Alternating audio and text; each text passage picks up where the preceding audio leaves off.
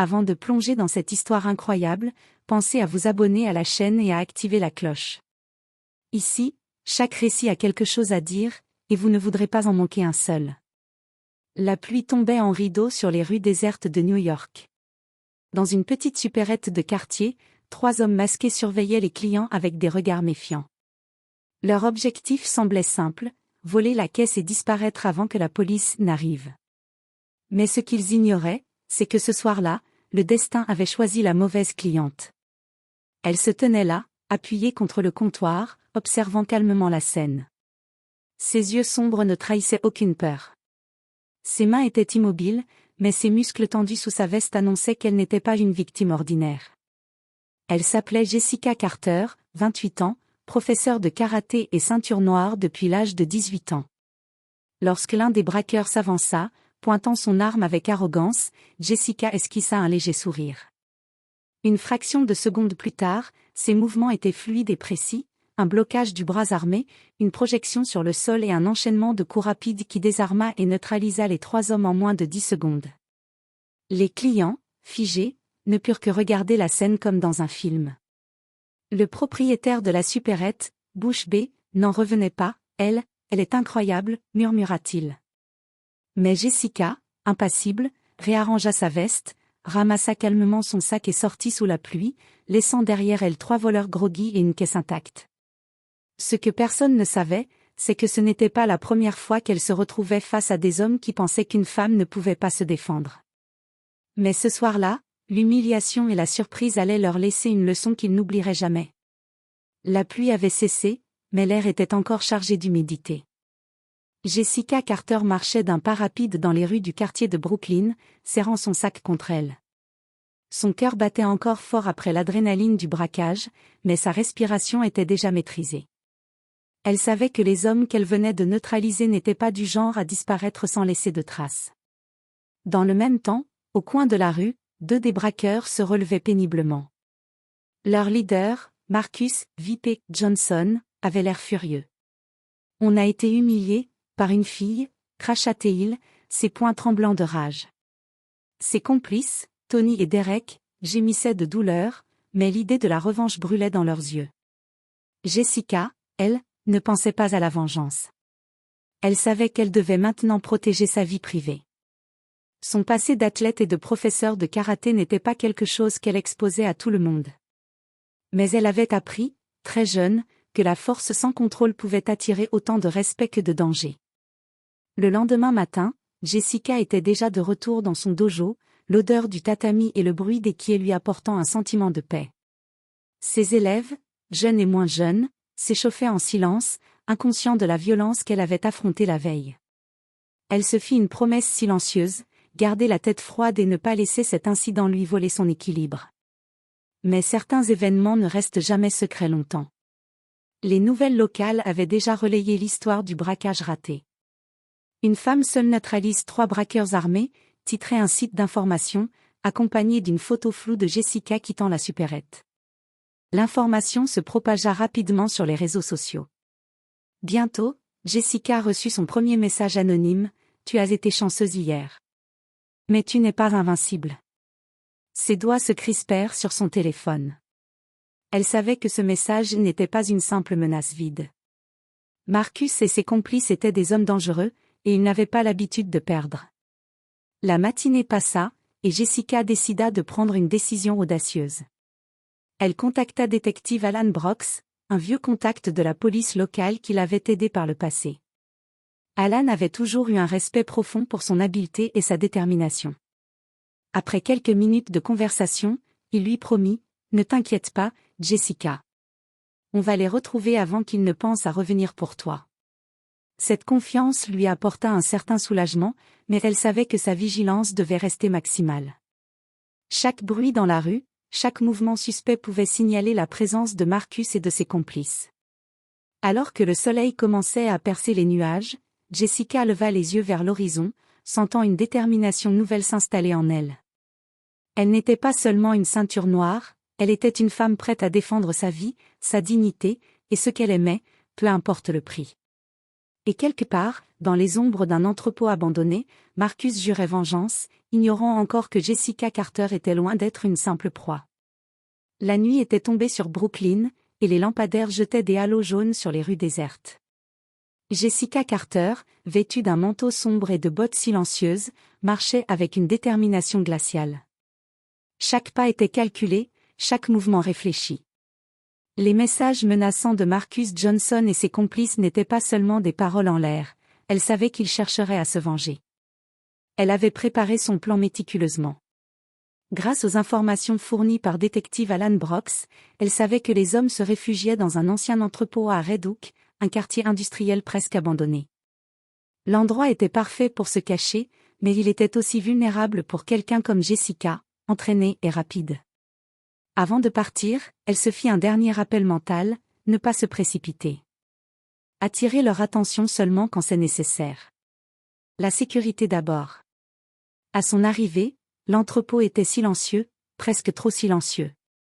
Jessica sentit l'adrénaline grimper dans ses veines, mais elle resta concentrée. Les ombres à l'intérieur semblaient se mouvoir avec chaque faisceau de lumière des lampadaires filtrant par les vitres cassées. Soudain, un bruit métallique retentit derrière elle. Sans hésiter, Jessica se retourna et donna un coup de pied circulaire, faisant tomber un bidon métallique. Un des hommes, Tony, surgit avec un couteau. Mais avant qu'il ne puisse agir, Jessica se jeta en avant, bloqua son bras et le projeta violemment au sol. Le choc résonna dans l'entrepôt, mais elle n'avait pas le temps de s'arrêter. Elle avançait de plus en plus profondément dans le bâtiment, utilisant les murs et les poutres à son avantage.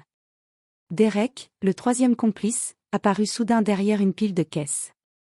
Jessica esquiva son attaque, d'un mouvement fluide, le désarma. Elle savait que Marcus, le leader, observait depuis l'ombre, attendant le moment opportun pour frapper. Alors que la confrontation semblait inévitable, Jessica prit une décision audacieuse. Elle utilisa une technique de distraction, un bidon renversé fit un bruit assourdissant à l'autre bout de l'entrepôt, attirant Marcus loin de sa cachette. Dans cette fraction de seconde, Jessica se positionna stratégiquement. Elle savait qu'elle ne pouvait pas se permettre d'échouer, un faux mouvement et les conséquences seraient fatales. Marcus surgit enfin, son visage déformé par la rage. Mais Jessica, avec la précision d'une ceinture noire chevronnée, anticipa chaque mouvement. Un enchaînement de coups rapides et précis le fit tomber à genoux. Il regarda Jessica avec stupéfaction. « Comment ?» Elle se pencha légèrement, calmement, et murmura « Ne sous-estime jamais une femme qui se défend. » Quelques instants plus tard, la police arriva, guidée par Alan Brooks, et arrêta les hommes. Jessica resta en retrait, observant les agents emporter Marcus, Tony et Derek. Le danger immédiat était écarté, mais elle savait que ce n'était pas la fin. Alors qu'elle quittait l'entrepôt, Jessica sentit une étrange satisfaction. Elle avait non seulement survécu, mais elle avait prouvé quelque chose de plus important encore, que la force et la détermination peuvent surpasser la peur et l'intimidation. Mais dans un coin sombre de la ville, une silhouette observait la scène depuis une ruelle. Un nouveau joueur entrait dans le jeu, et Jessica Carter n'avait encore rien vu. Les jours suivants, Jessica Carter tenta de reprendre une vie normale. Elle revenait à son dojo, corrigeait les élèves, et souriait comme si rien ne s'était passé. Mais au fond d'elle, elle sentait une tension qu'elle ne pouvait ignorer. Les braqueurs avaient été arrêtés, oui, mais elle savait que quelqu'un les avait peut-être mandatés, quelqu'un avec plus de ressources et de colère. Un matin, alors qu'elle sortait d'une épicerie locale, Jessica sentit un regard insistant sur elle. Elle se retourna discrètement et aperçut un homme dans un trench-coat noir, appuyé contre un mur. Son visage était caché par l'ombre, mais son regard était fixe, calculateur. Jessica sut immédiatement qu'elle avait un problème plus sérieux que Marcus et ses complices. Elle rentra chez elle rapidement, verrouilla la porte et passa plusieurs heures à analyser toutes les informations disponibles. Chaque détail sur le braquage, chaque mouvement des hommes arrêtés, tout devait être relié. Puis son téléphone vibra. Un message anonyme. « Tu as eu de la chance jusqu'ici, mais la prochaine fois, ce sera différent. » Elle. Le simple « elle » fit frissonner Jessica. Elle avait entendu ce nom dans les enquêtes de la police. Lorenzo Kane, un criminel notoire, chef d'un réseau de braquage et de menaces. Contrairement à Marcus, Lorenzo n'agissait jamais directement. Il manipulait, planifiait, et détruisait ceux qui se mettaient en travers de son chemin. Jessica savait qu'elle devait agir vite. Elle contacta à nouveau détective Alan Brooks, lui expliquant l'importance de cette nouvelle menace. Alan fronça les sourcils. Si c'est Kane, Jessica, tu ne joues pas seulement avec des braqueurs amateurs. Ce type est dangereux. Très dangereux. Mais Jessica n'était pas du genre à se laisser intimider. Elle commença à enquêter elle-même, fouillant les archives locales, interrogeant ses contacts, et traquant chaque indice sur Kane et son réseau. Peu à peu, elle commença à avoir un schéma. Lorenzo Kane utilisait de petites frappes pour tester les défenses de ses cibles. Le braquage raté n'était pas un hasard, c'était une mise à l'épreuve. Cette révélation changea tout. Jessica comprit qu'elle devait non seulement protéger sa vie, mais aussi préparer sa contre-attaque. Et cette fois, elle n'allait pas simplement se défendre, elle allait frapper avant qu'il ne puisse agir. Cette nuit-là, dans son appartement silencieux, Jessica s'entraîna plus longtemps que jamais. Chaque mouvement, chaque blocage, chaque coup de pied était perfectionné. Sa détermination brûlait comme un feu intérieur, elle allait affronter Lorenzo Kane, et elle n'allait pas perdre.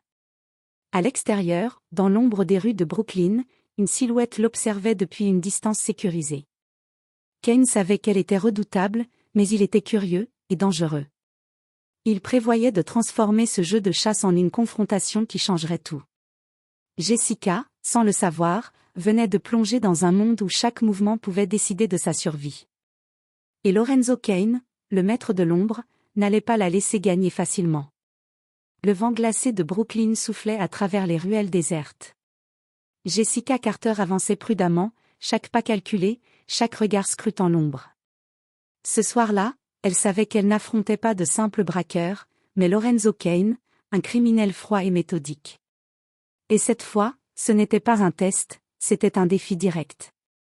Elle arriva devant un vieux hangar abandonné sur le port.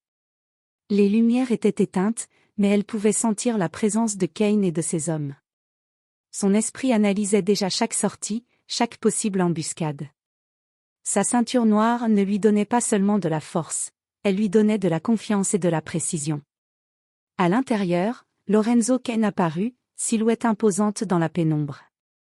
Son sourire était glacial. « Jessica Carter, j'ai entendu parler de tes exploits. Mais ce soir, ce n'est pas toi qui choisis les règles. » Jessica ne répondit pas. Elle savait que la discussion était inutile. En un instant, Kane fit signe à ses hommes de l'attaquer. 3 hommes surgirent, armés de barres métalliques et de couteaux. Mais Jessica était prête. Avec la fluidité d'une championne, elle esquiva, bloqua et projeta ses adversaires contre les murs. Chaque coup était précis, chaque mouvement calculé pour neutraliser l'ennemi sans perdre l'équilibre.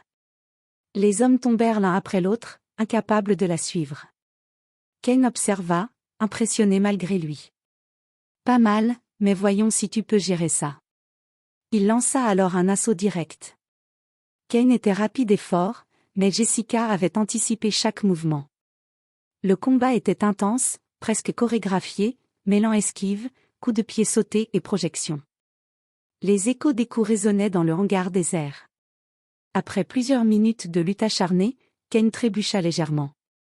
Jessica saisit l'opportunité, un enchaînement fulgurant de techniques de karaté le fit tomber à genoux, désarmé et vaincu.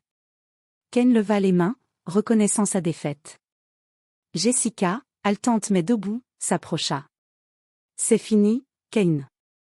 Tu ne feras plus de mal à personne. » Quelques minutes plus tard, la police, alertée par détective Alan Brooks, fit irruption dans le hangar et arrêta Kane et ses hommes. Jessica regarda la scène, sentant un mélange de soulagement et de fierté. Elle avait non seulement survécu, mais elle avait aussi mis fin à une menace qui pesait sur sa vie et celle des autres. Alors qu'elle sortait dans la nuit, Jessica sentit la pluie froide sur son visage. Le combat était terminé, mais elle savait que la vraie force ne résidait pas seulement dans ses compétences physiques, elle venait de sa détermination, de son courage et de sa capacité à ne jamais se laisser sous-estimer. Cette nuit-là, Jessica Carter marcha dans les rues de Brooklyn avec la certitude que personne, jamais, ne pourrait la prendre pour une simple victime. Elle était une combattante, une protectrice, et une femme qui ne se laisserait jamais intimider. Et quelque part dans l'ombre, des témoins silencieux comprirent que cette femme avait changé la donne pour toujours.